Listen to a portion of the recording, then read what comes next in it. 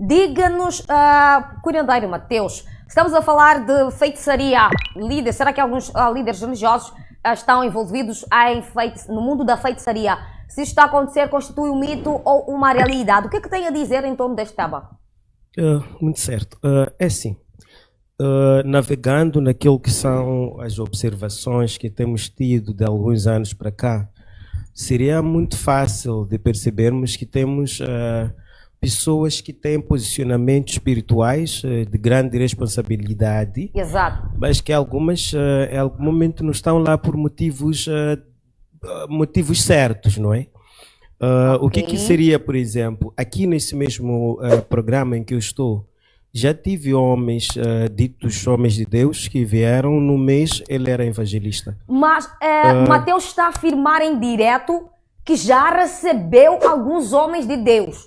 Não cheguei aí ainda. Eu estou a dizer, aqui nesse mesmo programa em que nós estamos. Exato. Eu já sentei e fiz painel com homens, supostos homens de Deus, que numa homens de Deus. Numa altura, em um mês ele foi evangelista, no outro mês ele já era um pastor, no outro mês, ou em algumas semanas, já era apóstolo, no outro tempo, em poucas frações de minutos, já era profeta. Então, acredito que Deus, quando nos traz à Terra, Ele nos dá posicionamentos que somos perfeitos nesses posicionamentos. Então, se uma pessoa, por exemplo, tem que subir de uma categoria para outra, tem um processo que lá passa-se.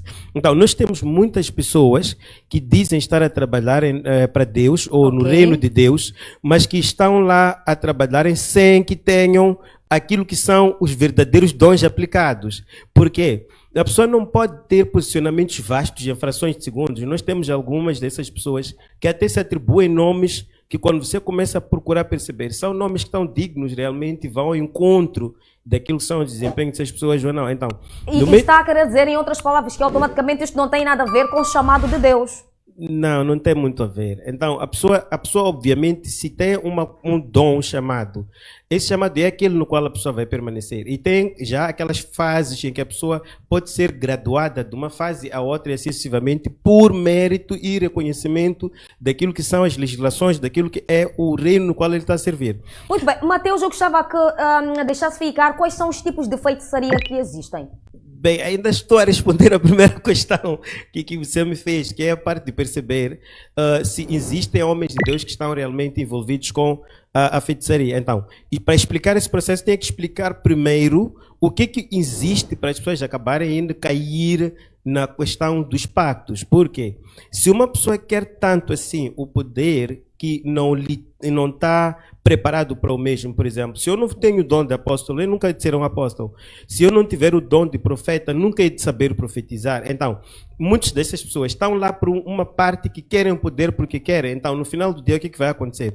Hão de saírem, irem buscar pactos para poderem ter o poder de profetizar. Se você não tiver o dom de profetizar e você vai buscar um pacto para profetizar e encher uma igreja, você vai encher a igreja, você vai profetizar.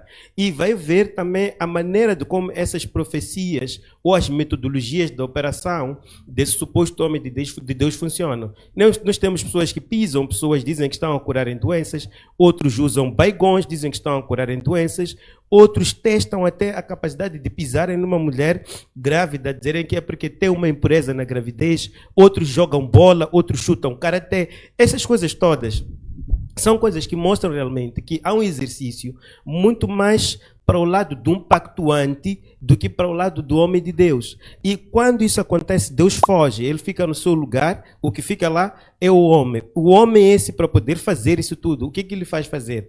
É questão de ele querer superioridade, é questão de ele querer ser aquela pessoa que vai ter ganhos também, porque você não vai investir tanto em posicionamento sem querer ter ganhos por último. Quais são esses ganhos? É manipular a fé das pessoas e no final do dia você ver que a vida das pessoas vai mais para trás enquanto a tua está a progredir. Então, muito bem. É aí.